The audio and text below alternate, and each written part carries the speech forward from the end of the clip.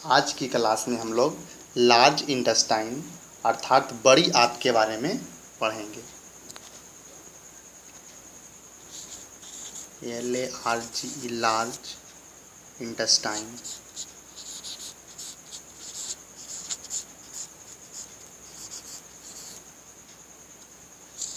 अर्थात बड़ी आंत।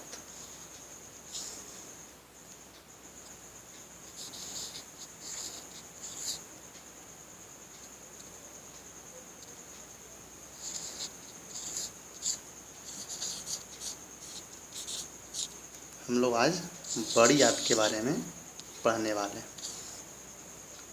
Large intestine. तो सबसे पहले जो इसकी लंबाई होती है 1.5 मीटर होता है। लंबाई बड़ी आंत की 1.5 मीटर अर्थात 1.5 मीटर और चौड़ाई जो होता है 6.7 सेंटीमीटर। ठीक है, लंबाई 1.5 मीटर और चौड़ाई 6.7 सेंटीमीटर। चलिए, और इसमें इसकी पहले वाले वीडियो में हमने देखा था छोटी आंत के बारे में। तो छोटी आंत में हमने देखा कि भोजन किस प्रकार से डाइजेस्ट अर्थात पाचन होता है।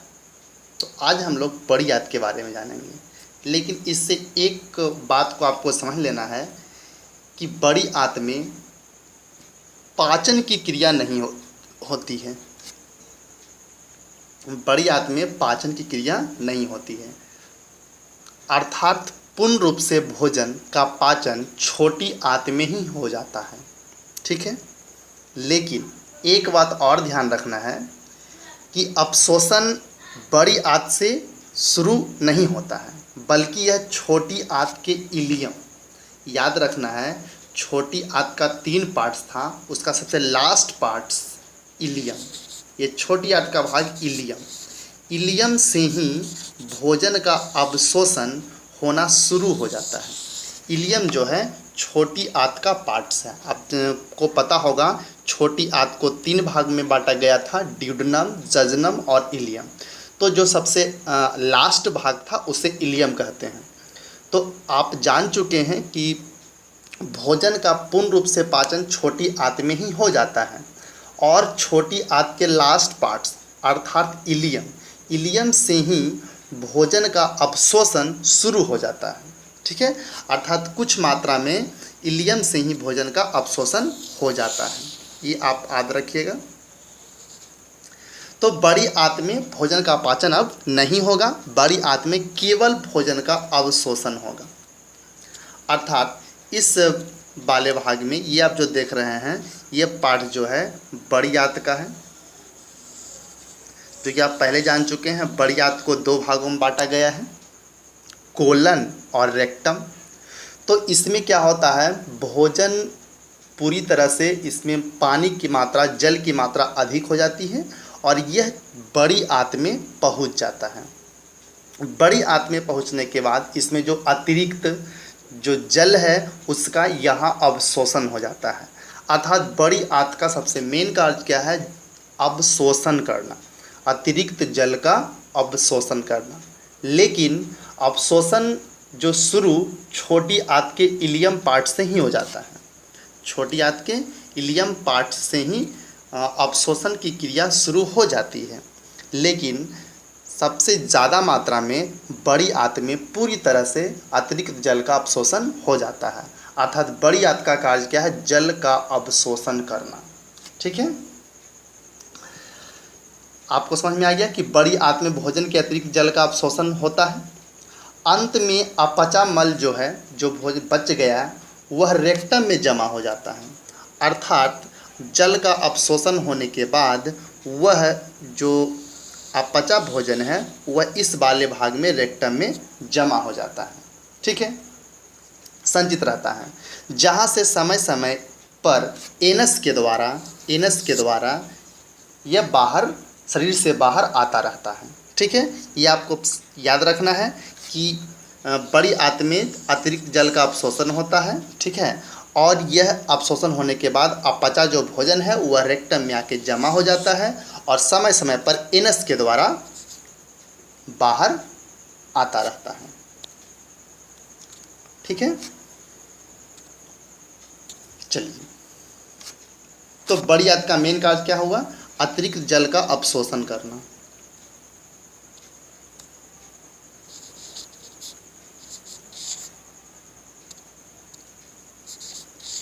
अतिरिक्त जल का अवशोषण करना।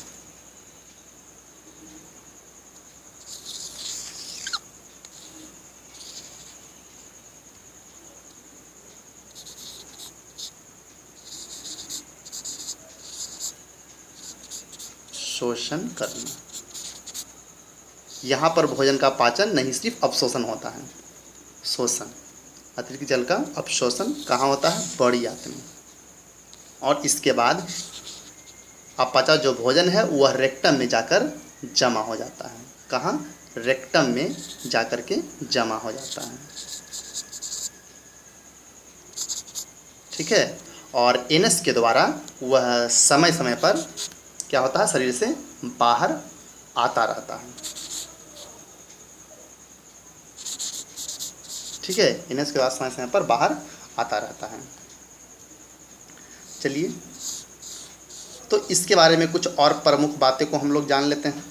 तो एक हम लोग नोट पॉइंट लिखते हैं। नोट पॉइंट में हम कुछ जानना चाहेंगे, तो देखते हैं हम लोग नोट पॉइंट में क्या जानते हैं। तो नोट पॉइंट में हम लोग जानेंगे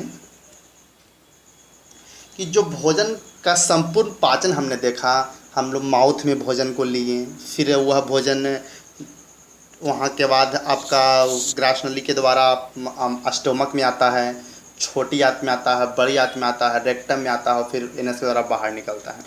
लेकिन यह संपूर्ण क्रिया यह 5 चरण से गुजरती है। इसे आपको याद रखना है, ये आपको याद रखना है कि भोजन के पाचन की संपूर्ण प्रक्रिया जो है 5 अवस्थाओं या 5 चरणों से गुजरता है। ठीक है, कई चरणों से? 5 चरणों से। 5 अवस्थाओं।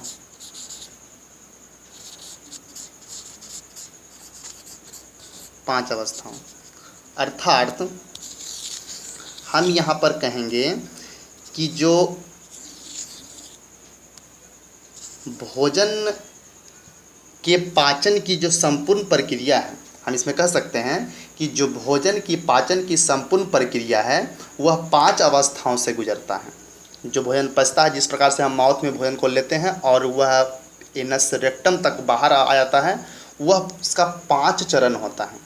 वह 5 चरण को हम लोग बारी बारी से जानेंगे और विस्तार पूर्वक इसके बारे में अध्ययन करेंगे। तो आप यहाँ पर लिख सकते हैं, भोजन के पाचन की संपूर्ण प्रक्रिया 5 अवस्थाओं से गुजरता है। भोजन के पाचन की संपूर्ण प्रक्रिया 5 अवस्थाओं से गुजरता है। तो जो पहला है वह है अंतःग्रहण। पहला है अंतग्रहण।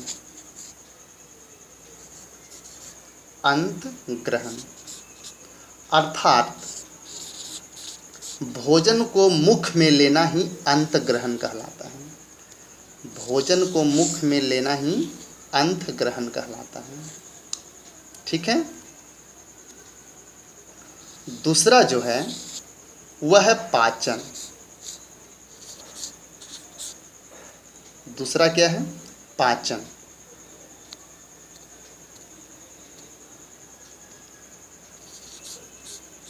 आप ध्यान दीजिएगा, इससे क्वेश्चन बहुत बार पूछा गया है कि इसका सीरियल ढंग से कौन है, सबसे पहला कौन आएगा? तो पहला अंतःग्रहण, अर्थात मुख में जो भोजन को लेते हैं उसे अंतःग्रहण कहते हैं। तीसरा जो है वह अवशोषण है। तीसरा क्या है? अवशोषण। अवशोषण, तीसरा पॉइंट जो है अवशोषण है। और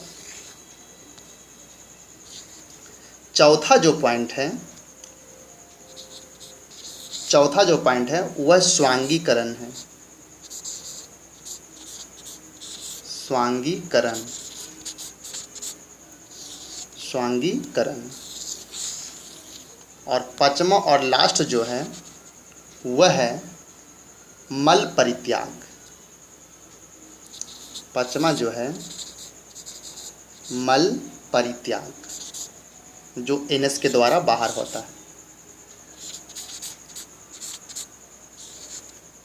ठीक है, इसे आप अच्छे तरह से याद रखिएगा। और पांचों चरणों को बारी बारी से, कि फर्स्ट में क्या होता है, तो फर्स्ट में अंतर्ग्रहण होता है, सेकेंड में पाचन होता है, थर्ड में अवशोषण होता है, फोर्थ में स्वांगीकरण होता है और पांचवा में मल परित्याग होता है।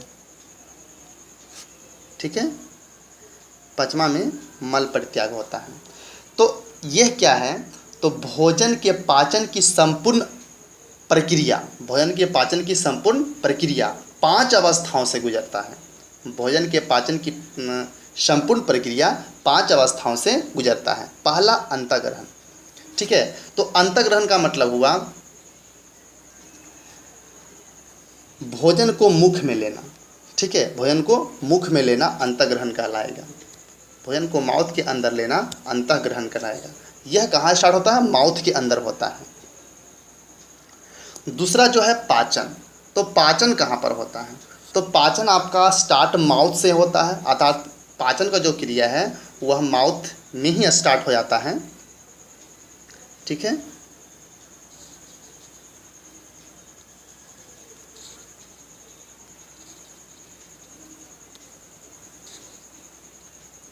पाचन का जो क्रिया, अंतर्ग्रहण तो माउथ में हुआ, पाचन का जो क्रिया होता है वह माउथ में ही स्टार्ट हो जाता है, अर्थात माउथ, अमाशय और छोटिया 3 जगह यह पाचन होगा। कहाँ कहाँ होगा, पाचन जो होगा मुख में होगा, कहाँ कहाँ होगा, मुख में होगा, और कहाँ होगा, अमाशय में होगा,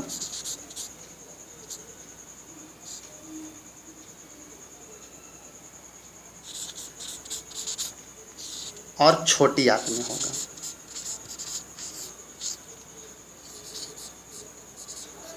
ठीक है, जो पाचन का जो क्रिया होगा यह इतने स्थान पर होगा। कहाँ कहाँ, माउथ के अंदर, छोटी आंत और अमाशय के अंदर। ठीक है, 3 स्थान पर पाचन होगा। अब शोषण, आप याद रखिएगा, अब शोषण जो तीसरा है, अब शोषण कहाँ कहाँ होता है, तो अवशोषण जो होगा वह आपको पता है कि छोटी आंत के इलियम भाग से ही अवशोषण शुरू हो जाता है। और मुख्य रूप से अवशोषण जो अतिरिक्त जल की मात्रा हुआ वह बड़ी आंत से होता है। शोषण कहाँ, तो बड़ी आंत से। ठीक है, बड़ी आंत से अवशोषण हो जाता है।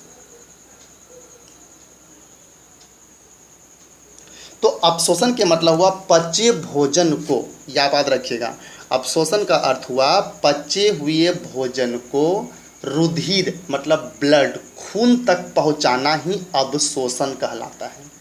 याद रखिएगा, अवशोषण किसे कहते हैं, पचे हुए भोजन को ब्लड अर्थात रक्त, रुधिर या ब्लड, तीनों एक ही बात है, अर्थात पचे हुए भोजन को ब्लड तक पहुंचाना अर्थात रुधिर तक पहुंचाना अवशोषण कहलाता है। ठीक है, यह तीसरा है। अर्थात पहले हम क्या करेंगे, भोजन को माउथ के अंदर लेंगे, दूसरा उसका क्या करेंगे, पाचन, तो पाचन मुख से स्टार्ट हो जाता है, आप पहले भी पढ़ चुके हैं। अब शोषण का कार्य क्या है कि भोजन के जो जल की मात्रा होती है उसे अवशोषित करके कहाँ तक पहुँचाना, रुधिर यानी कि ब्लड तक पहुँचाना। फिर चौथा जो अवस्था होता है वह स्वांगीकरण होता है। स्वांगीकरण का मतलब होता है भोजन का शरीर में उपयोग करना। क्या करना, भोजन में शरीर में उपयोग करना।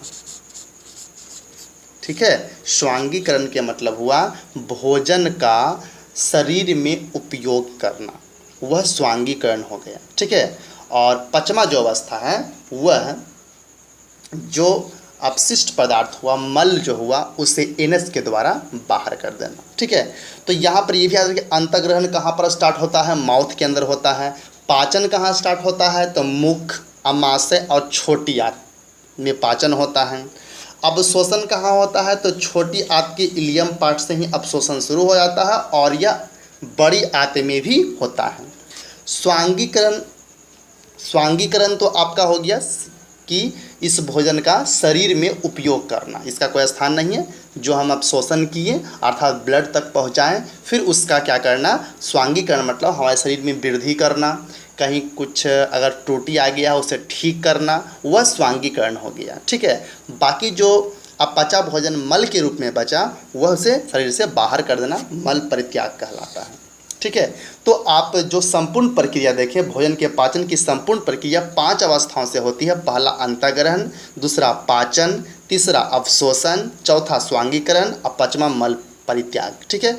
यह आपको एग्जाम में 4 ऑप्शन, कभी फर्स्ट नंबर में पाचन दे देगा, फिर आपको अंतःग्रहण दे देगा। तो आपको सीरियली ढंग से याद रखना है कि पहला अंतःग्रहण होता है, दूसरा पाचन होता है, तीसरा अवशोषण होता है, चौथा स्वांगीकरण होता है और पांचवा आपका मल परित्याग होता है। अंतःग्रहण का मतलब हुआ भोजन को मुख में लेना, पाचन के मतलब हुआ भोजन को डाइजेस्ट करना, पचाना, अवशोषण के मतलब हुआ कि उससे जो पौष्टिक चीज़ है उसे खींच करके ब्लड तक पहुंचाना, और स्वांगीकरण का मतलब है वो भोजन का शरीर में उपयोग करना। मल परित्याग मतलब जो पचा हुआ पचा भोजन पच गया उसे शरीर से बाहर करना।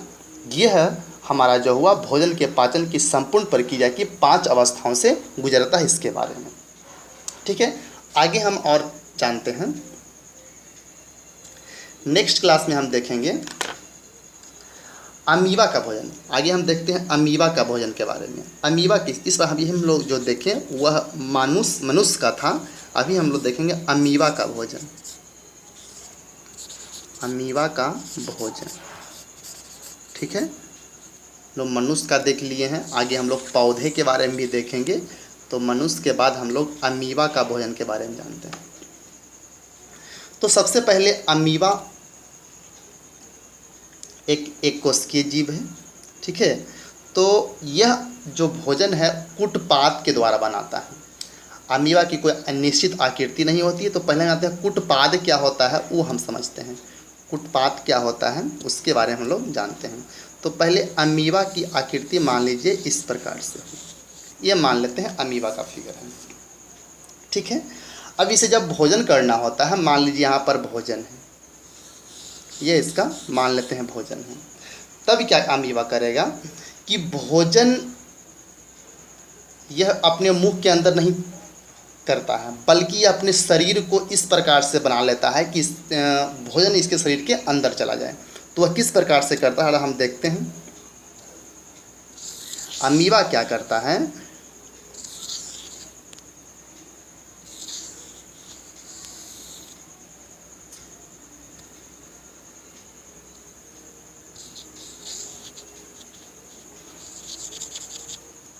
देखते हैं हम लोग अमीबा किस प्रकार से भोजन को अपने अंदर अंतःग्रहण करता है। तो वह क्या करता है, भोजन मान लीजिए है तो वहाँ पर वो अपने शरीर को इस प्रकार से, इसे मान लेते हैं कि यदि भोजन यहाँ पर है तो वह शरीर को उस आकृति के रूप में बना लेता है, अर्थात इस रूप से बनाना ही कुटपाद कहलाता है। ठीक है। अर्थात यह अपने आकृति को उस प्रकार से भोजन की ओर उसके अंदर कर लेगा, और इस प्रकार से बनाने के बाद यह आगे, इसका मुख जो है ये आगे बढ़ते हुए इस भोजन को वह अमीबा अपने अंदर कर लेता है, अर्थात भोजन जो है इसका यहाँ पहुँच जाता है। ठीक है। ये भोजन इसका यहाँ पहुँच गया। तो ये जो अवस्था है इसे हम बोलते हैं कुटपाद। जो ये प्रक्रिया करता है इसे हम बोलते हैं कुटपाद, अर्थात अमीबा जो भोजन अपने मुख के अंदर कुटपाद के द्वारा, कुटपाद, ठीक है, कुटपाद के द्वारा करता है। ठीक है। अब यह अंतःग्रहण कर लिया, ये क्या कर लिया, अंतःग्रहण कर लिया। ठीक है। अब यहाँ पर क्या होगा, यहाँ पर बीच में केंद्रक होता है और इसका डाइजेस्ट कर देगा। क्या कर देगा, डाइजेस्ट कर देगा।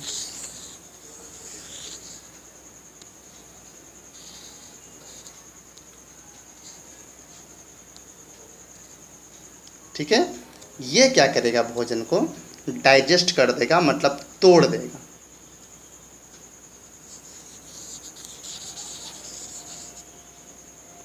केंद्रक जो बीच में होता है वह इसे डाइजेस्ट कर देगा, मतलब छोटे छोटे कणों में बांट देगा।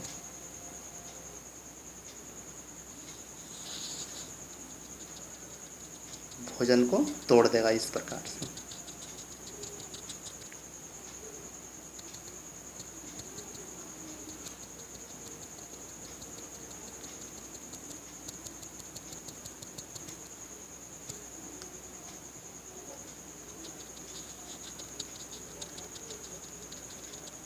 ये डाइजेस्ट कर देगा भोजन को, ठीक है। तो ये कुटपाद बनाया, कुटवात के द्वारा ये अंतःग्रहण किया। क्या किया, अंतःग्रहण,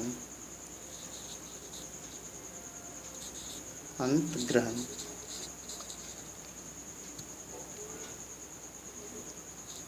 ये अंतःग्रहण किया भोजन को अपने अंदर। यहाँ पर क्या किया, पाचन किया।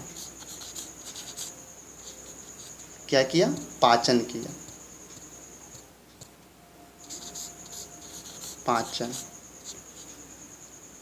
और नेक्स्ट तो है ये जो भोजन का अमीबा, फिर यह बाहर निकाल दिया।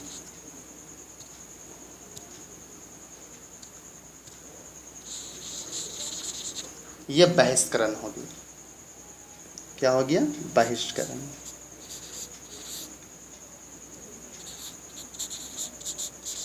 बहिष्करण अर्थात अमीबा जो है यह भोजन करता है तीन तरह से, अंतःग्रहण, पाचन और बहिष्करण। मनुष्य 5 था। मनुष्य का क्या था, अंतःग्रहण, पाचन, अपशोषण, स्वांगीकरण, मल परित्याग। लेकिन इसका क्या हुआ, पहला हुआ अंतःग्रहण, दूसरा हुआ पाचन और तीसरा हुआ बहिष्करण। अर्थात जो अमीबा जो है यह इसमें जो भोजन का संपूर्ण प्रक्रिया होता है 3 चरणों से होकर गुजरता है। पहला है अंतःग्रहण, दूसरा जो है वह पाचन और तीसरा बहिष्करण। तो भोजन किस पास बनाता है, कूटपाद के द्वारा अमीबा भोजन अपना मुख में लेता है, ठीक है। इसे याद रखिएगा। नेक्स्ट हम लोग जानते हैं पारा,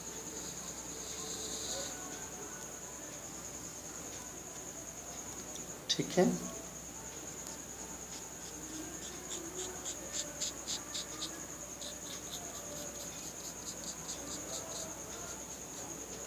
ठीक है, इसे जो बोलते हैं, जो इस लकीर आप देख रहे हैं छोटा, इसे बोलते हैं सिलिया।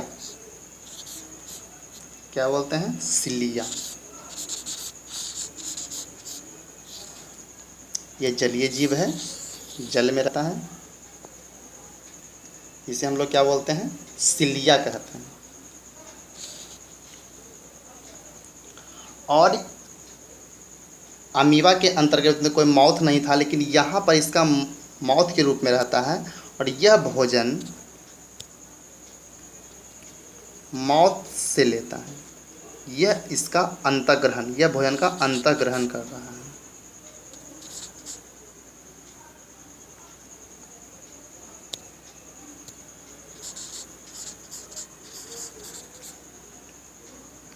ठीक है, यह भोजन अंतःग्रहण कर रहा है। तो ये सिलिया का कार्य है कि ये जो छोटे छोटे सिलिया आप देख रहे हैं, यह जो है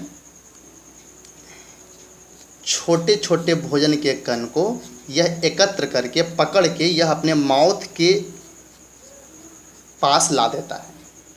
और माउथ के अंदर आने के बाद यह भोजन अंदर प्रवेश यहाँ पर कर जाता है। यहाँ पर इसका डाइजेस्ट होता है, ठीक है। उसके बाद डाइजेस्ट होने के बाद यह फिर बाहर आ जाता है, ठीक है। ये बहिष्करण हो गई।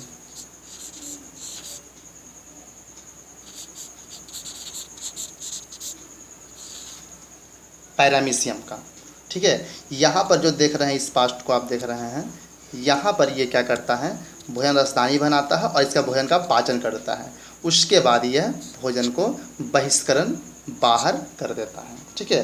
तो यह अंतःग्रहण, बहिष्करण और यह पाचन, ये भी 3 प्रकार से हो। तो जिस प्रकार से हम लोग पहले देख चुके थे कि मनुष्य के अंतर्गत में भोजन का पाचन 4 चरणों से होकर गुजरता है, अंतःग्रहण, पाचन, अपशोषण, स्वांगीकरण, मल। लेकिन अमीबा के अंतर्गत मात्र 3 है, 3 अवस्थाओं से होकर गुजरता है, अंतःग्रहण, पाचन और बहिष्करण। जो अमीबा का संपूर्ण भोजन की प्रक्रिया है, भोजन जो पचता है, वह संपूर्ण प्रक्रिया 3 अवस्थाओं से होकर गुजरता है, अंतःग्रहण, पाचन और बहिष्करण। तो हमने अमीबा का भोजन देखा, इसके पहले मनुष्य के बारे में पढ़ा, अब यहाँ पर हम लोग पैरामीशियम के बारे में देख लिया। अब हम लोग नेक्स्ट क्लास में पढ़ेंगे पौधों के बारे में। ठीक है, तो ठीक है, हम लोग पौधे के बारे में जानते हैं। तो आपको पता ही होगा कि पौधा जो है प्रकाश संश्लेषण के द्वारा भोजन बनाता है। यहाँ लिखते हैं पौधों का भोजन। ठीक है, इसके पहले हमने अमीबा और पैरामीशियम, मनुष्य के बारे में जाना। अब पौधों का भोजन देखते हैं, ये भोजन किस प्रकार से करता है। पौधों का भोजन,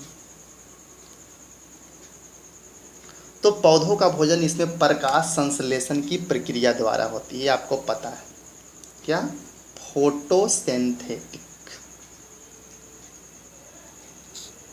जिसे प्रकाश संश्लेषण को इंग्लिश में बोलते हैं फोटोसिंथेसिस।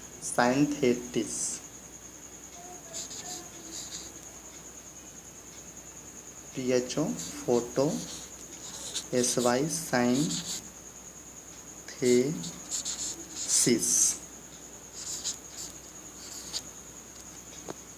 फोटोसिंथेसिस। ठीक है, इसे हिंदी में बोलते हैं प्रकाश संश्लेषण।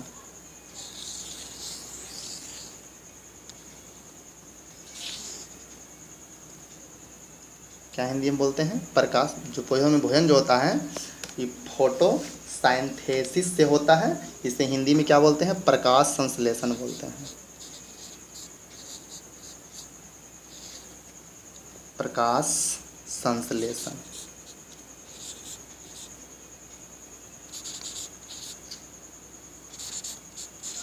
ठीक है, प्रकाश संश्लेषण के द्वारा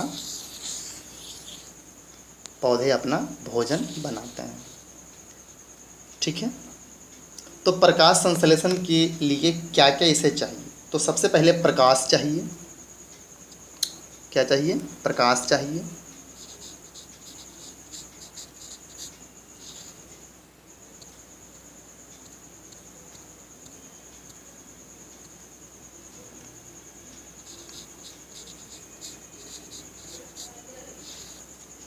ठीक है, और क्या, जल चाहिए, CO2 चाहिए,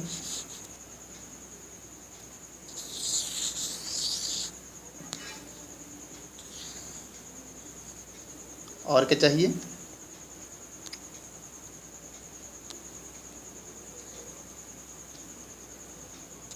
क्लोरोफिल चाहिए।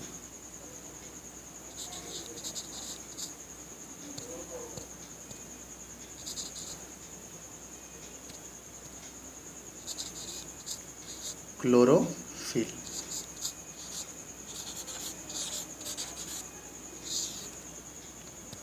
प्रकाश, जल, CO2 और क्लोरोफिल चाहिए। ठीक है, प्रकाश का जो रेंज होना चाहिए, प्रकाश की जो रेंज वह 680 से लेकर के 700 नैनोमीटर तक। ठीक है,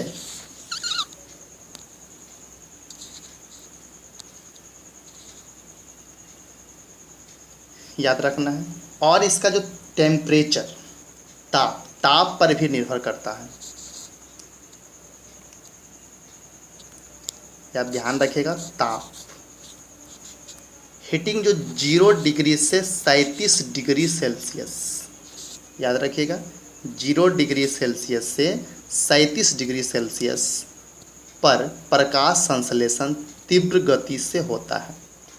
ठीक है, प्रकाश संश्लेषण की प्रक्रिया तीव्र होती है 0 डिग्री सेल्सियस से लेकर 37 डिग्री सेल्सियस तक, 37 डिग्री सेल्सियस तक जो प्रकाश संश्लेषण की दर है यह बढ़ता है।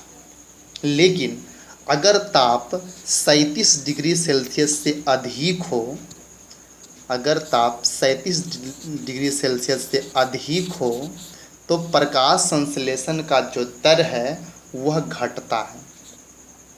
क्या होता है? घटेगा।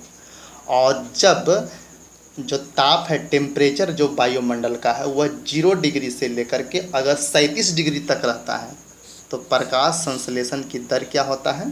बढ़ता है। इस पॉइंट को आप सही ढंग से याद रखिए, ठीक है।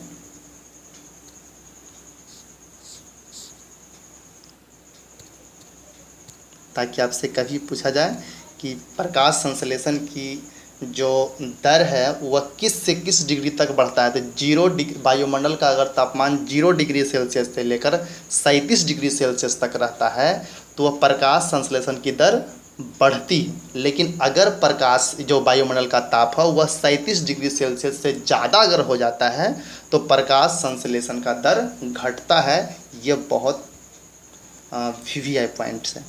चलिए आगे बढ़ते हैं हम लोग प्रकाश संश्लेषण के बारे में। तो जो प्रकाश संश्लेषण की जो संपूर्ण प्रक्रिया है उसका एक समीकरण होता है, उसे हम लिख लेते हैं। इसे हम बोलते हैं संपूर्ण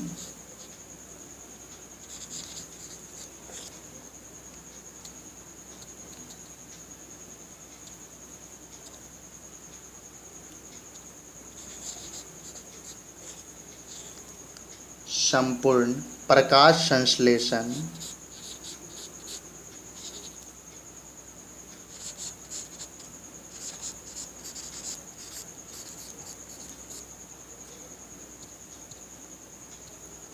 संपूर्ण प्रकाश संश्लेषण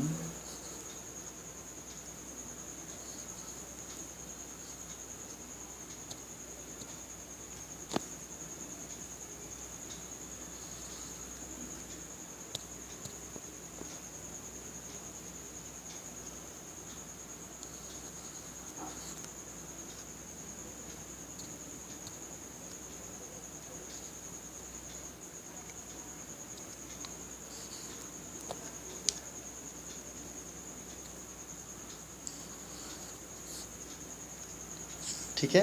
संपूर्ण प्रकाश संश्लेषण की जो प्रक्रिया है उसका रासायनिक समीकरण, संपूर्ण प्रकाश संश्लेषण की प्रक्रिया का रासायनिक समीकरण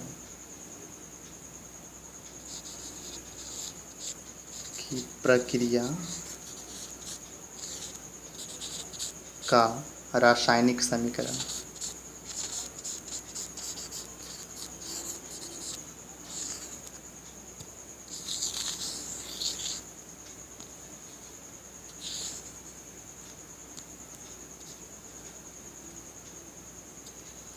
समीकरण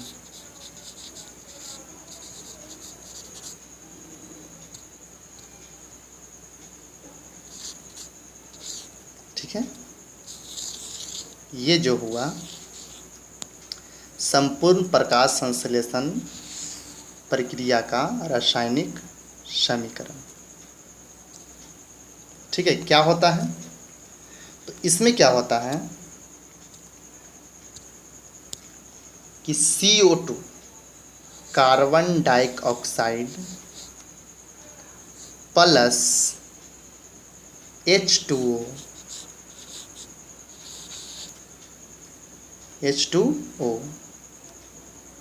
दो चीज़, कार्बन डाइऑक्साइड और क्या,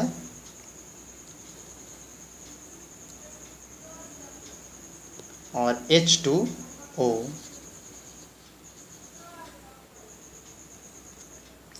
जब मिलता है तो इसके अंतर्गत में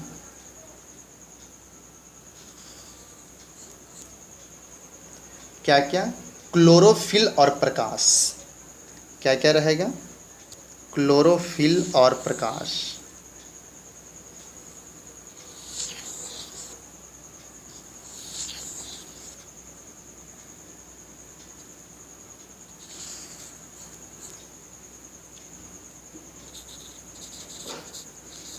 क्लोरोफिल।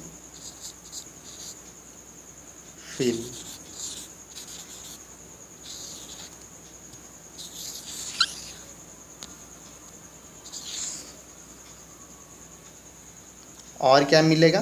प्रकाश मिलेगा।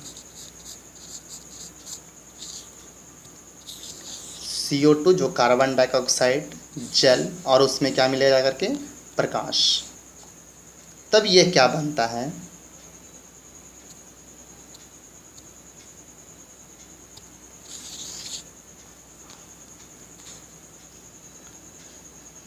तब यह बनाता है CO2 और क्लोरोफिल, ये H2O, क्लोरोफिल और प्रकाश जब मिलता है तब बनाता है ग्लूकोज।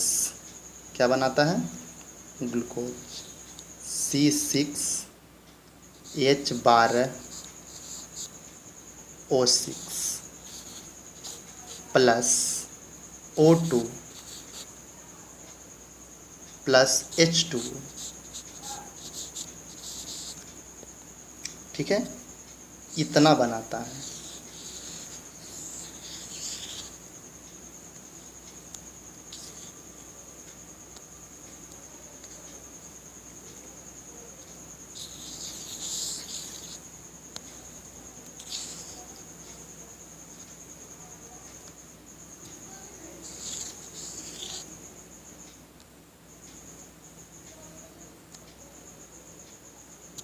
ठीक है, क्या क्या? CO2, H2O और क्लोरोफिल, प्रकाश जब मिलता है तो ग्लूकोज और O2 और H2O। लेकिन यह जो ऊपर में देख रहे हैं वह संपूर्ण प्रकाश संश्लेषण की प्रक्रिया का रासायनिक समीकरण नहीं हुआ, क्योंकि यह संतुलित नहीं है। तो हमें सबसे पहले इसे संतुलित करना है। तो संतुलित करने के लिए हम लोग क्या करेंगे? सबसे पहले लिखेंगे इसमें 6CO2 प्लस 12H2O। ये हमने इसे संतुलित कर रहे हैं, समीकरण को संतुलित कर रहे हैं। बीच में आपका वही क्लोरोफिल और प्रकाश ही रहेगा। ठीक है, तब आपका क्या होगा? ग्लूकोज अर्थात C6H12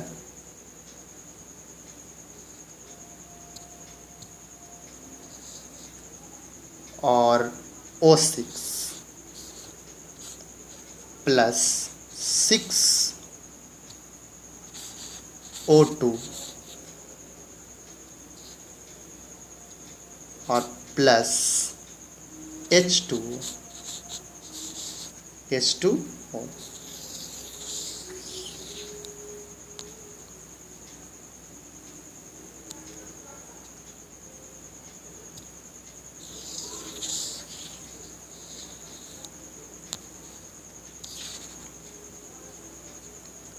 ठीक है, ये जो हुआ नीचे वाला वह हुआ मेन संपूर्ण प्रकाश संश्लेषण की प्रक्रिया का रासायनिक समीकरण।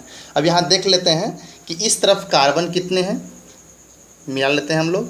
तो इस तरफ जो कार्बन है वह 6 है। चलिए यहाँ थोड़ा देख लीजिए हल्का सा। इस तरफ कार्बन कितने हैं? 6 हैं। ठीक है ना। तो इस तरफ कार्बन कितने हैं? इस तरफ भी कार्बन 6 ही हैं। ठीक है, इस तरफ भी कार्बन 6 हैं, इस तरफ भी कार्बन 6 हैं। ये तो कार्बन की बात हो गया। अब H की बात करते थे। यह यहाँ जो 2 देख रहे हैं तो यहाँ पर 2 है, अब 12, तो ये 24H हो गया। इधर देखते हैं 24H है कि नहीं है। तो यहाँ पर भी 6 देना पड़ेगा, यहाँ पर 6 आपको देना पड़ेगा। ये समझ लीजिए 6 है, ये 6 देना पड़ेगा। तो 2 से गुना जब करेंगे तो 6 दूना 12, और फिर यहाँ पर देखिए 12, तो 24 भी H हो गया। अब O2 की बात कर लेते हैं। तो O2 यह 2 से गुना होगा तब 12O, और फिर यहाँ पर 12, 24O हो, यहाँ पर 6O है, और फिर यहाँ पर 6O है, और यहाँ पर 12O है। तो यहाँ पर देखिए आपका इस स्टेप में ओ जो है वह है कितने 6 है, और यहाँ जो है 12 है, और यहाँ जो ओ है फिर से 12 है, सॉरी 6 है। तो 6 6 12 12 24, यानी संतुलित आपका हो गया। तो ये आपका संतुलित समीकरण है। गिनती कर लेना है। यहाँ पर 6 भी रहेगा।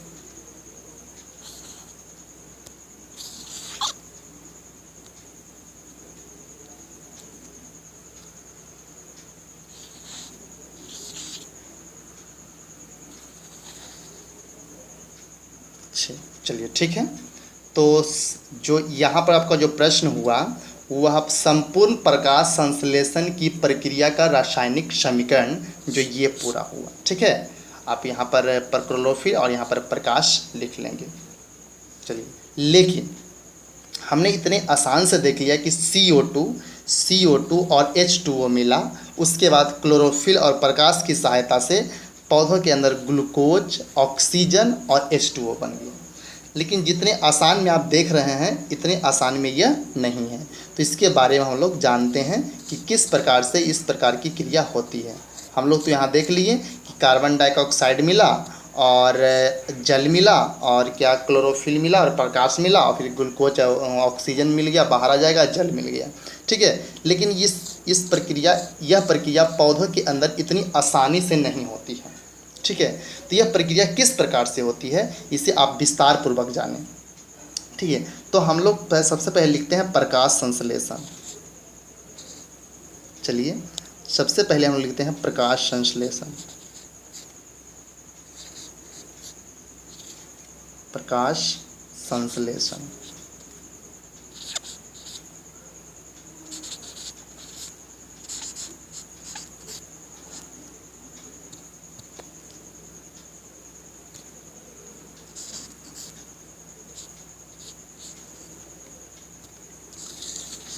तो आपने ऊपर में जितनी आसानी से देख लिया कि CO2 और ये जो H2O क्लोरोफिल तो आराम से ग्लूकोज और ये आपका ऑक्सीजन और जल बन गया। लेकिन यह प्रकाश पौधे के अंतर्गत में इतनी आसानी से नहीं होती है। सबसे पहले क्या होता है, प्रकाश संश्लेषण को 2 भागों में बांटा गया है। ये भी याद रखिएगा, प्रकाश संश्लेषण को कितने भाग में बांटा गया है, तो 2 भाग में बांटा गया है। पहला जो है उसे हम लोग बोलते हैं लाइट रिएक्शन। लाइट रिएक्शन,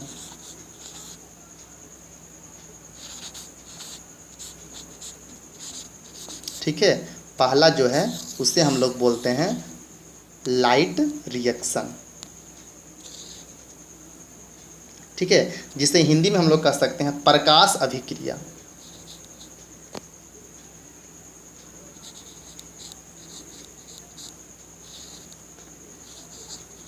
प्रकाश अभिक्रिया पहला जो हुआ, अर्थात प्रकाश संश्लेषण जो पूरी प्रक्रिया को आप आसानी से देख लिए वह 2 भागों में बटा हुआ है। पहला जो है वह है लाइट रिएक्शन अर्थात प्रकाश अभिक्रिया, और दूसरा जो है उसे बोलते हैं डार्क रिएक्शन। क्या बोलते हैं, dark reaction, DARK, dark reaction, REACTION। ठीक है, डार्क रिएक्शन। पहला जो है लाइट रिएक्शन, दूसरा जो है डार्क रिएक्शन, जिसे हिंदी में बोलते हैं प्रकाशहीन अभिक्रिया। क्या बोलते हैं हिंदी में, प्रकाशहीन अभिक्रिया।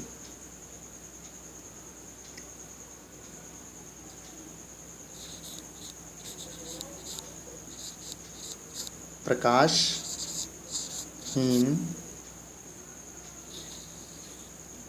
अभिक्रिया।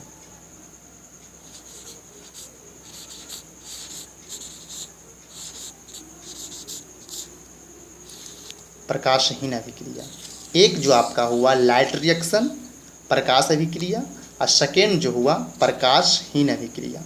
अर्थात जो आप प्रकाश संश्लेषण को देखें उसे 2 भागों में बांटा गया है।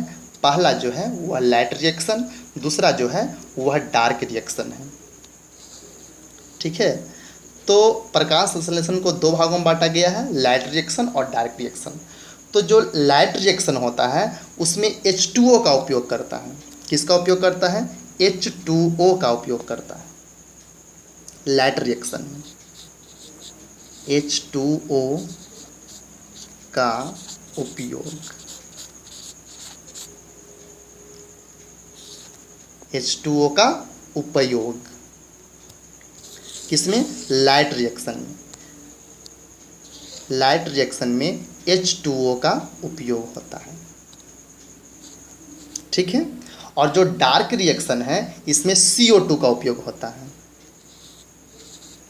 CO2 का उपयोग।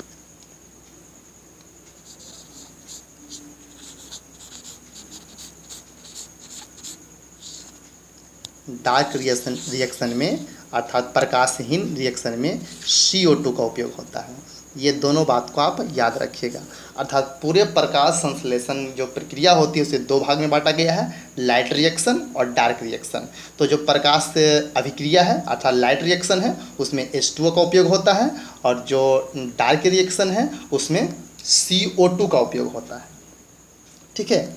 और ये जो होता है लाइट रिएक्शन में H2O का उपयोग जो होता है वह क्लोरोफिल के ग्रेना में होता है। कहाँ होता है?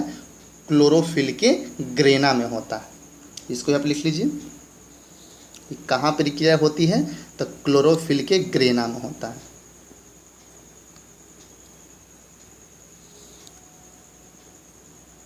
CHLO क्लोरोफिल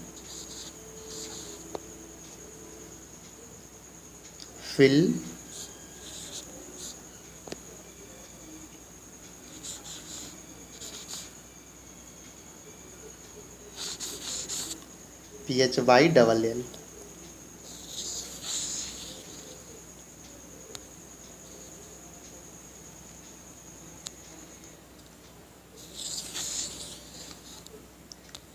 क्लोरोफिल के किस भाग में होता है? ग्रेना, ठीक है। आप लोग 9 क्लास में इस पत्ती के अंदर सेल्स पढ़े होंगे। क्लोरोफिल जो उसके अंदर एक ग्रेना होता है कि ग्रेना।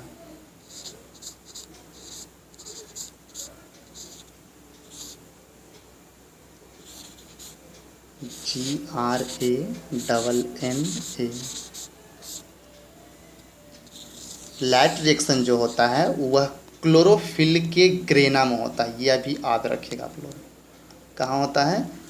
क्लोरोफिल के ग्रेना में होता है, ठीक है। कहाँ होता है? क्लोरोफिल के ग्रेना में होता है। कौन? लाइट रिएक्शन किसका उपयोग करता है? H2O का उपयोग करता है। अर्थात लाइट रिएक्शन जो है क्लोरोफिल के ग्रेना भाग में संपन्न होता है। फिर लिख लीजिए, संपन्न होता है।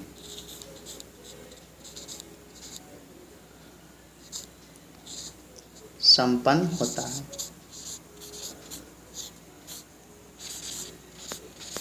कहाँ संपन्न होता है? तो क्लोरोफिल के ग्रेना भाग में। किस रिएक्शन में? लाइट रिएक्शन में। इसमें किसका उपयोग होता है? H2O का उपयोग होता है। चलिए इस तरफ हम लोग आते हैं। इस तरफ जो है CO2 डार्क रिएक्शन प्रकाशीन अभिक्रिया जो जिसमें CO2 का उपयोग होता है, यह क्लोरोफिल के स्ट्रोमा में संपन्न होता है। कहाँ होता है? क्लोरोफिल के स्ट्रोमा में संपन्न होता है।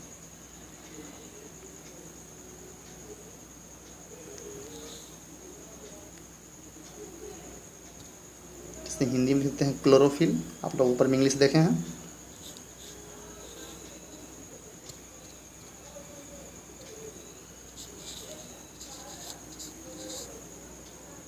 क्लोरोफिल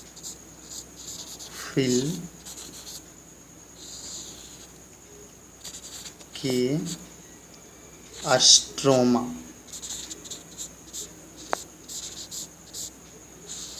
कहाँ होता है? क्लोरोफिल के स्ट्रोमा में होता है।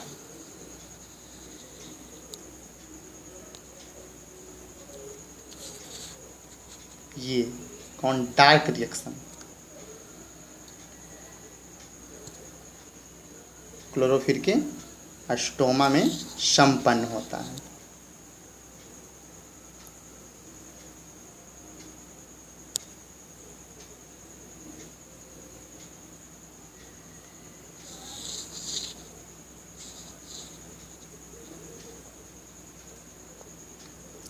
ठीक है,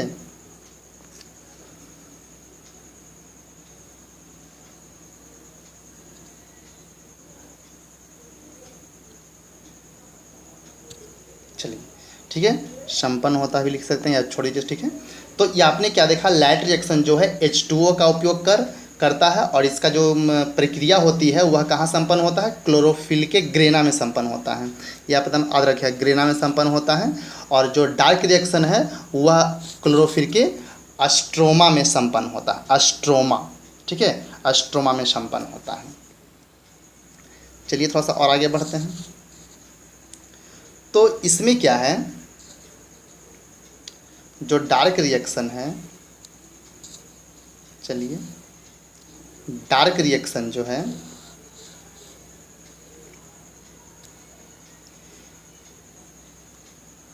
इसमें मान लीजिए पेड़ है,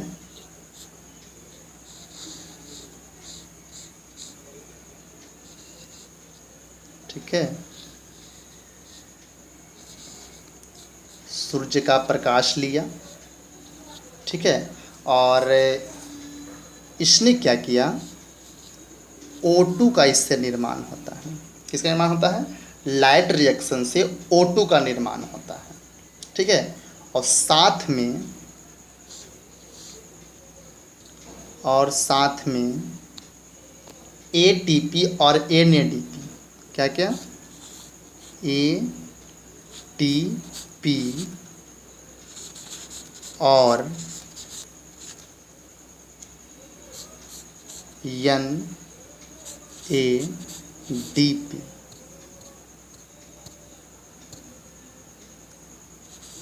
NADP, ठीक है, किसमें, लाइट रिएक्शन वाले पार्ट्स में। साथ में क्या आता है, ATP और NADP।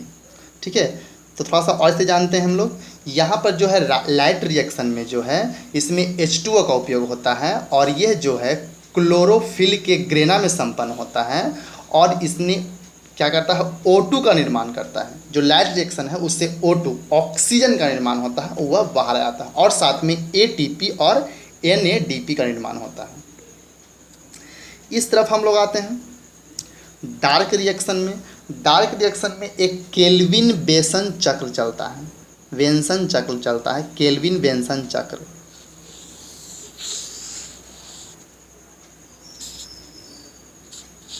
ठीक है, इसको हम लोग बोलते हैं केल्विन बेसन चक्र, इसे लिख लेते हैं।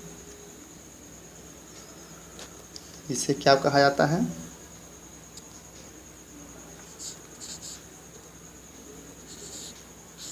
केल्विन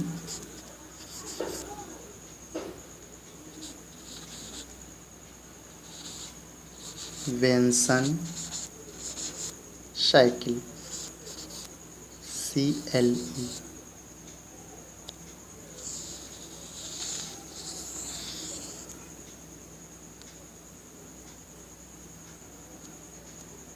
क्या बोलते हैं इसे, केल्विन बेसन चक्र। चलिए हिंदी लिख देते हैं, क्या इसे कहा जाता है, केल्विन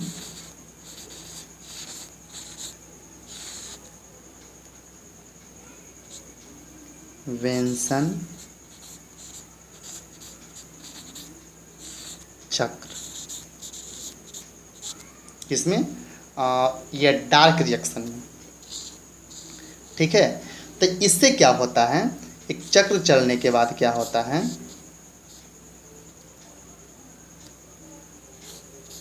इससे ग्लूकोज का निर्माण होता है। किसका, ग्लूकोज का, यानी कि C6H12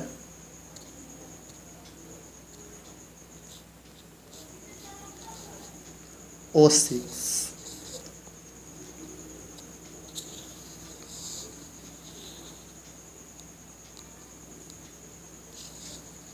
किससे? इस पार्ट से, अर्थात डार्क रिएक्शन से। तो लाइट रिएक्शन कहाँ होता है? तो क्लोरोफिल के ग्रेना में होता है। यह H2O का उपयोग करता है और O2 का निर्माण होता है। क्लियर? और ऊपर जो आप देख रहे हैं डार्क रिएक्शन जो देख रहे हैं, इसमें CO2 का उपयोग होता है। हम लोग इसे प्लस भी कर दे सकते हैं, अर्थात H2O प्लस CO2। ठीक है? तो ये होने के बाद क्या होता है,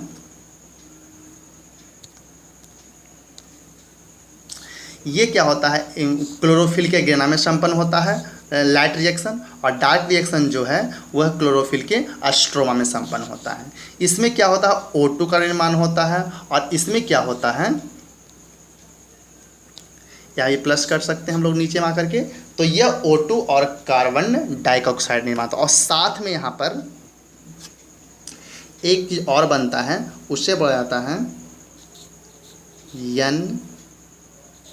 NADP पॉजिटिव।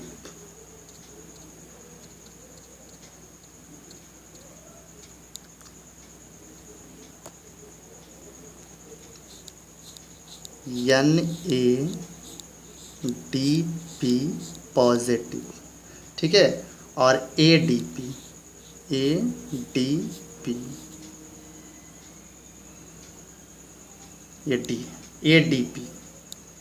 ADP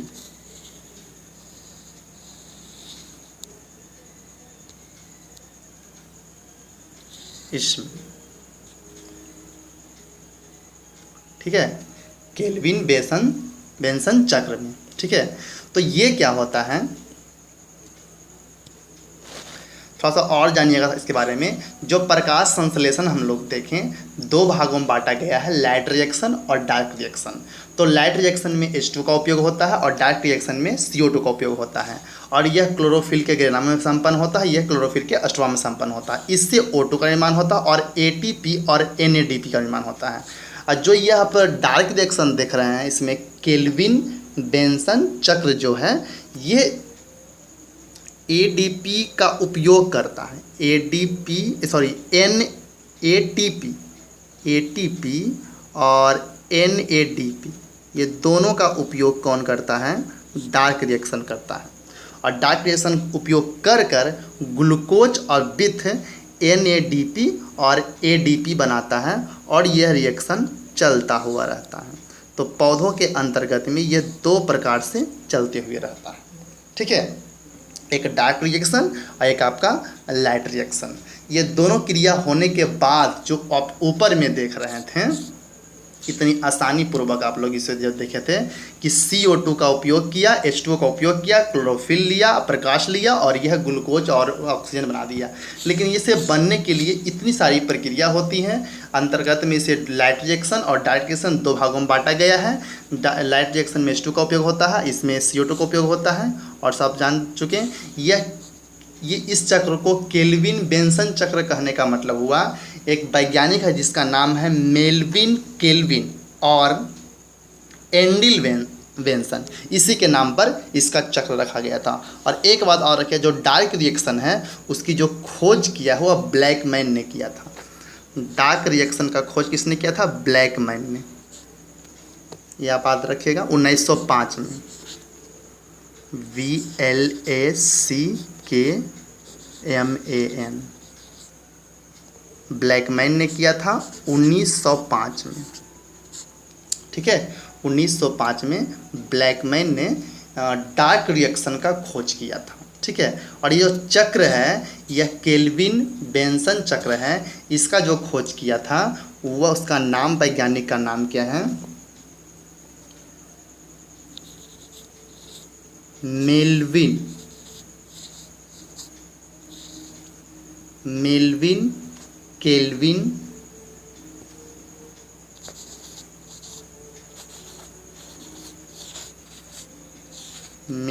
केल्विन और दो वैज्ञानिक हैं, मेल्विन केल्विन और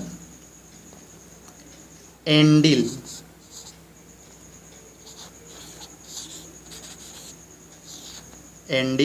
वेंसन।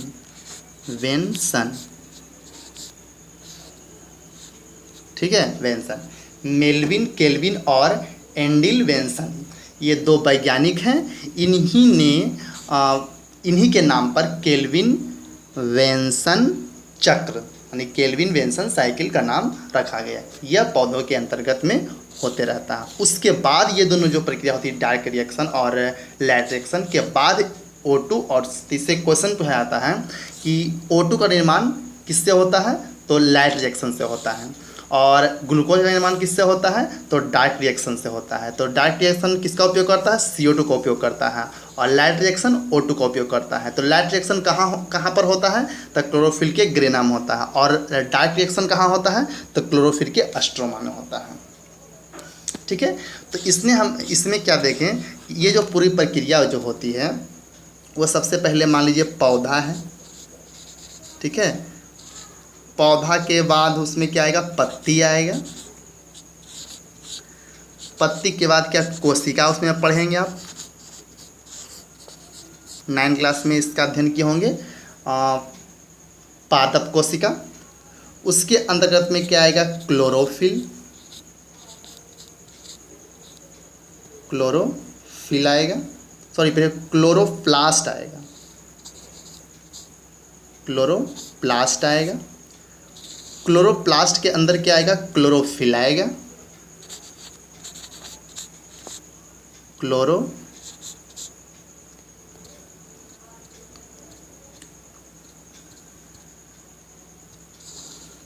क्लोरोफिल आएगा।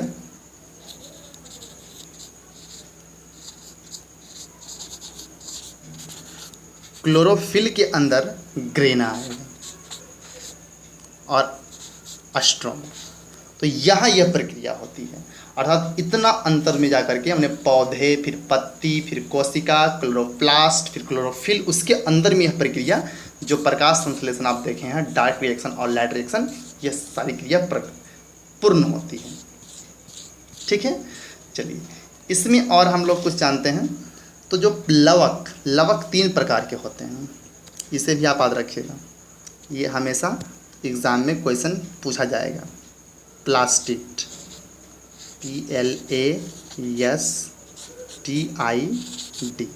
जिसे हिंदी में कहते हैं लवक। लवक 3 प्रकार के होते हैं।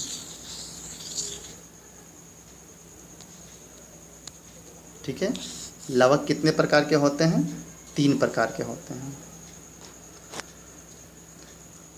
पहला जो है क्लोरोप्लास्ट होता है।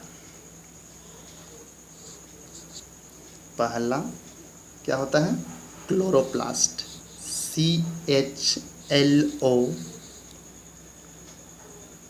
Chloroplast, PLAST, chloroplast.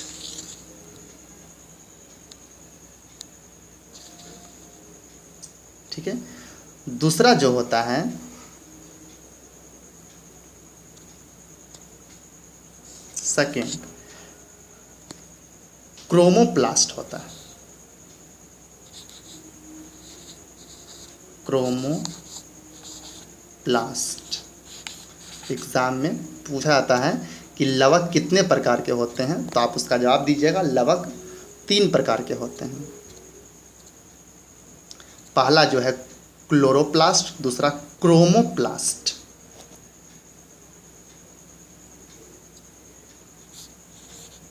PLAST क्या है, क्रोमोप्लास्ट। और उसके अगला जो है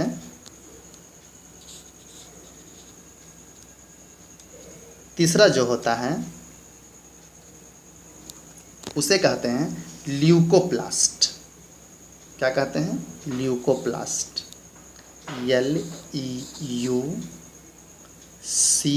LEUCOPAST, ल्यूकोप्लास्ट।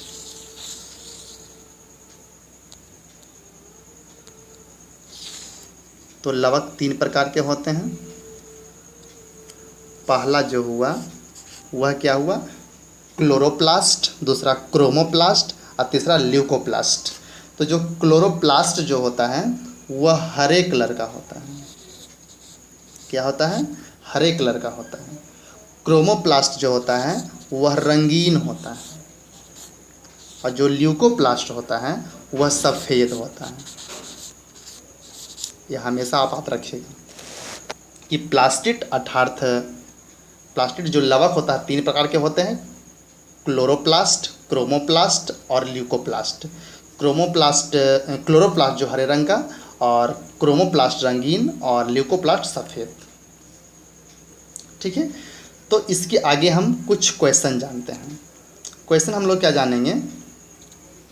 जैव प्रक्रम क्या है? क्या जानेंगे? जैव प्रक्रम क्या है, अर्थात जैव प्रक्रम किसे कहते हैं। ठीक है, तो जैव प्रक्रम जो है वे सारी क्रियाएं जिनके द्वारा जीवों का अनुरक्षण मतलब बचाव, वृद्धि, उसकी टूटी फूटी को ठीक करना, ठीक है, अनुरक्षण होता, उसे जैव प्रक्रम कहते हैं। ठीक है, जैव प्रक्रम जो आपका चैप्टर है, जैव प्रक्रम किसे कहते हैं? तो वे सारी क्रियाएं जिनके द्वारा जीवों का अनुरक्षण मतलब उसका मेंटेनेंस अर्थात उसका देखभाल, उसकी वृद्धि अर्थात उसकी कमी को दूर करना, वह होता है मेंटेनेंस। ठीक है, जैव प्रक्रम कहलाता है। ठीक है, तो यह मेंटेनेंस करने के लिए हम लोग क्या क्या करेंगे? तो सबसे पहले कुछ भोजन अंदर में लेंगे, भोजन खाएंगे, भोजन करेंगे, तो हम उसे क्या कहेंगे? पोषण। यह पोषण करेगा। क्या करेगा? पोषण करेगा। ठीक है, याद रखिएगा आप लोग कि जैव प्रक्रम क्या हुआ? वे सारी क्रियाएं जिनके द्वारा जीवों का मतलब जंतु का, जीव का, मानव, जो भी कोई व्यक्ति, पौधे, जीव जंतु जो भी हो गए, उनका मेंटेनेंस हो, मतलब उसकी वृद्धि हो, उससे कोई रोग से ग्रसित ना हो, वह स्वस्थ रहे। तो इसके लिए क्या करेंगे? हम लोग भोजन करेंगे, वह पोषण चाहिए। और क्या? शरीर को बचाने के लिए क्या चाहिए? श्वसन चाहिए। क्या चाहिए? श्वसन चाहिए। ठीक है, अर्थात पोषण चाहिए, नहीं भोजन हमें चाहिए, और श्वास लेने के लिए वायु चाहिए। ठीक है,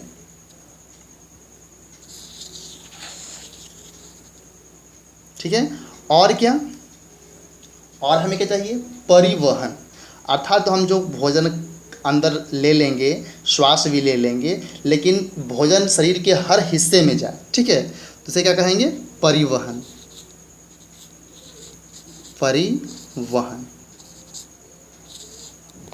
ठीक है, और जब हम भोजन को अंतर्गत में ले लें, उसके बाद जो बेकार पदार्थ शरीर के अंतर्गत में, उसे बाहर भी निकालना जरूरी है, क्योंकि बाहर नहीं निकालेंगे वह भी हमारे शरीर के लिए हानिकारक होगा। उसे हम क्या कहेंगे? उत्सर्जन। उत्सर्जन अर्थात किसी भी जीव को अपने शरीर का, अपने जीवों का संरक्षण, बचाव के लिए उसे पोषण चाहिए, श्वसन चाहिए, वायु चाहिए, श्वसन सांस लेने के लिए। ठीक है, वह अगर पौधा है तो CO2 चाहिए, और अगर जंतु है, मानव है, तो उसे ऑक्सीजन चाहिए। परिवहन मतलब जब हम भोजन करेंगे तो जो हम लोग अवशोषण पढ़े थे, अवशोषण के माध्यम से वह जो पौष्टिक चीज़ हो हमारे शरीर के हर क्षेत्र में पहुँचे। उसी प्रकार से अगर पौधा है तो पौधे के जड़ से लेकर पत्ती तक हर क्षेत्रों में पहुँचे, तो वह कहलाता है परिवहन। अब इसके अंतर्गत में जो हम भोजन करते हैं, उसके बाद विषैला पदार्थ हमारे शरीर के अंदर बनता है, उसे बाहर भी निकालना है, उसे हम लोग बोलते हैं उत्सर्जन। ठीक है, ये लास्ट में न है, उत्सर्जन। ठीक है ना, उत्सर्जन। तो ये हुआ।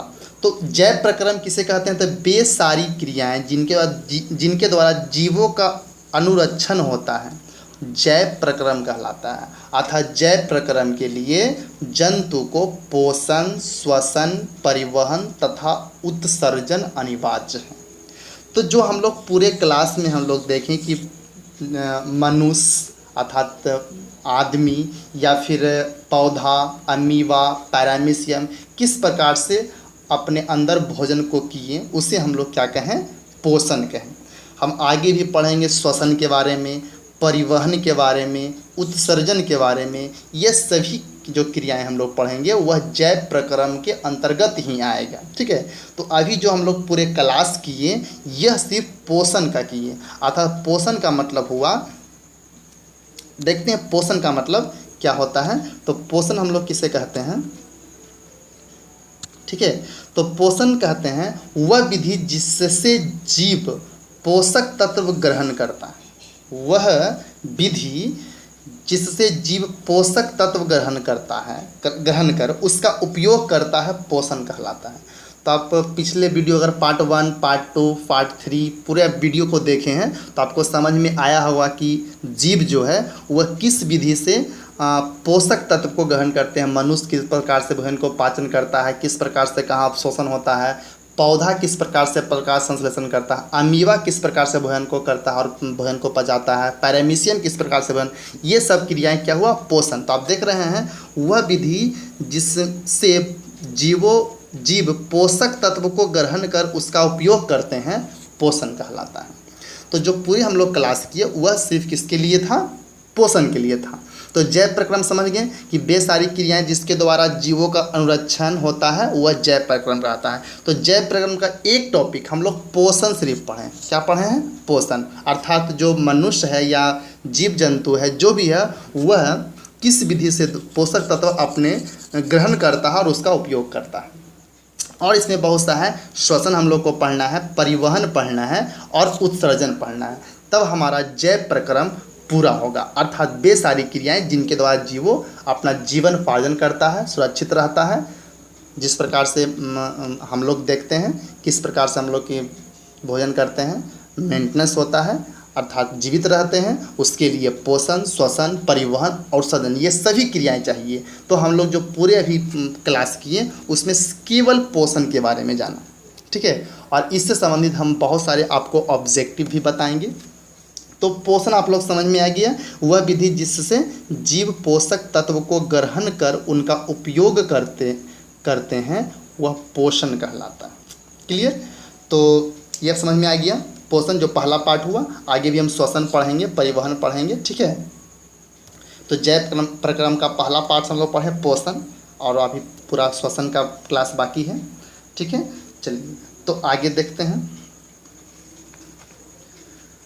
तो आगे हम लोग क्या करते हैं? पोषण। पोषण जो है उसे दो भागों में बांटा गया है। क्या भागों में बांटा गया है? दो भागों में।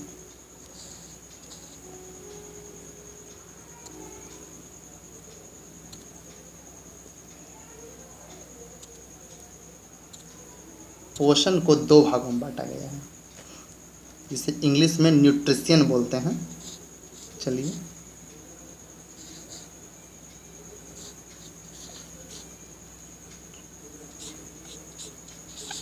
न्यूट्रिशन जिसे क्या कहते हैं? पोषण कहते हैं। आप लोग पोषण समझ गए हैं। यह जैव प्रक्रम का पहला टॉपिक हो गया, और आगे भी इसका श्वसन, परिवहन और उत्सर्जन जानना है। ठीक है, तो आप लोग पूरे क्लास को देख लिए। पोषण कैसे मनुष्य करता है, किस प्रकार से पौधा करता है, तो भोजन कैसे अपने अंतर्गत में लाता है, उसको उपयोग करता है। तो पोषण को दो भागों में बांटा गया है। पहला है ऑटोट्रोफिक न्यूट्रिशन। पहला क्या है? AUTO, autotrophic.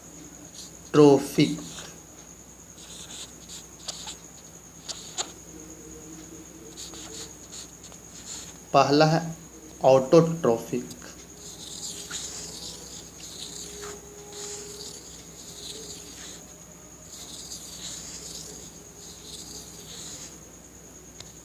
ठीक है, और इसे हिंदी में कहते हैं स्वपोषण। क्या कहते हैं? स्वपोषण।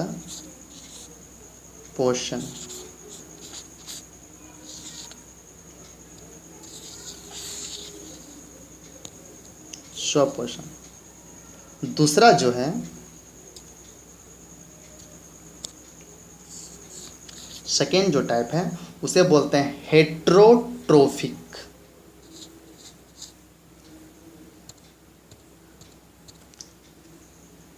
क्या कहते हैं? हेट्रोट्रोफिक।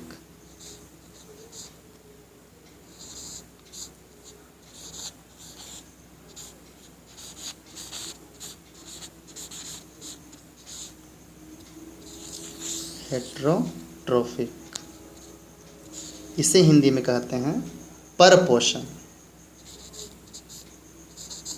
परपोषण, इसे हिंदी में क्या कहते हैं?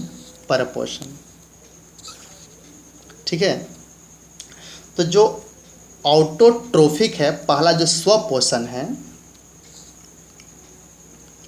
जो पहला जो है वो स्वपोषण जो है वह ग्रीक शब्द के दो शब्दों से मिलकर बना है। ऑटो,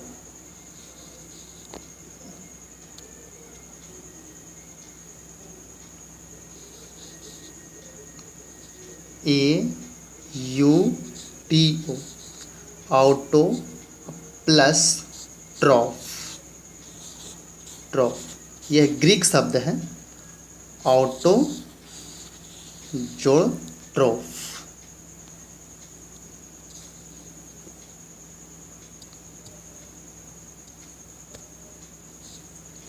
ऑटो जोड़ ट्रॉफ। ऑटो का अर्थ होता है सेल्फ। ऑटो का अर्थ होता है सेल्फ। क्या होता है? ऑटो का अर्थ होता है सेल्फ। और ट्रोफ का अर्थ होता है, ट्रोफ का अर्थ होता है न्यूट्रिशियन। यह ग्रीक शब्द से लिया गया है। ट्रोफ का अर्थ होता है न्यूट्रिशियन, NUTRITION,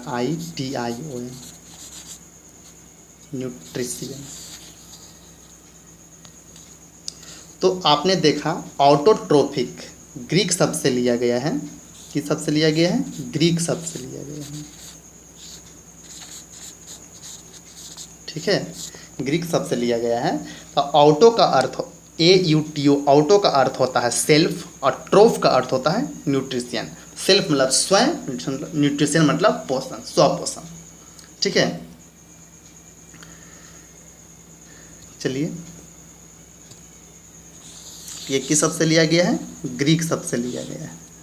ये भी आप रखिएगा कि यह ग्रीक शब्द से लिया गया है। दूसरा आपका क्या है? हेट्रोट्रोफिक। ठीक है, तो हेट्रोट्रोफिक जो है यह भी दो शब्द से मिलकर बना है। पहला जो है वह है हेट्रो प्लस दूसरा जो है ट्रॉफ।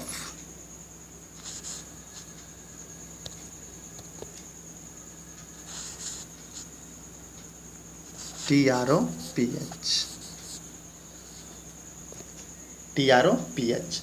तो जो हेट्रो का अर्थ जो होता है वह होता है अदर, ORTHER।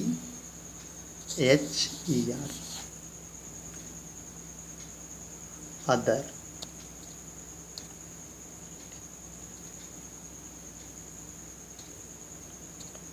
क्या होता है? Other, OTHER, other. और ये ट्रॉफ का वही न्यूट्रिशियन, TION। ठीक है, अदर मतलब पर, दूसरे पर डिपेंड, अब न्यूट्रिशन मतलब पोषण। ठीक है, तो ये जो आप देखें, पहला जो देखें सेल्फ, इसमें सिर्फ हरे पौधे आते हैं। क्या आते हैं? सिर्फ हरे पौधे आएंगे। हरे पौधे जो होते हैं वह जो होते हैं, जो आप प्रकाश संश्लेषण के बारे में देखें वह आएंगे। हरे पौधे जो होते हैं, केवल हरे पौधे, हरे पौधों जो कि स्वयं अपना भोजन बनाते हैं। ठीक है, यह किसी जंतु पर डिपेंड नहीं पड़ते हैं। हेट्रो जो आप देख रहे हैं, सेकेंड जो देख रहे हैं परपोषण, यह जो होता है अदर, यह दूसरे पर डिपेंड पड़ता है। तो ये भी 3 प्रकार से होता है। कितने प्रकार से? जो परपोषण है वह 3 प्रकार के होते हैं। चलिए, जो अदर जो हो गया परपोषण, वह 3 प्रकार के होते हैं। परपोषण, परपोषण जो आप पढ़ेंगे वह 3 प्रकार के पढ़ेंगे। परपोषण, जो पहला आएगा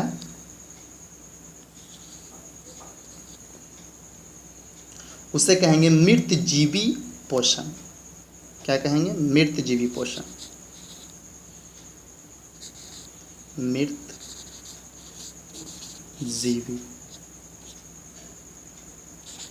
पोषण। मृतजीवी पोषण, ठीक है। और दूसरा जो आएगा उसे हम लोग कहेंगे परजीवी पोषण। परजीवी पोषण।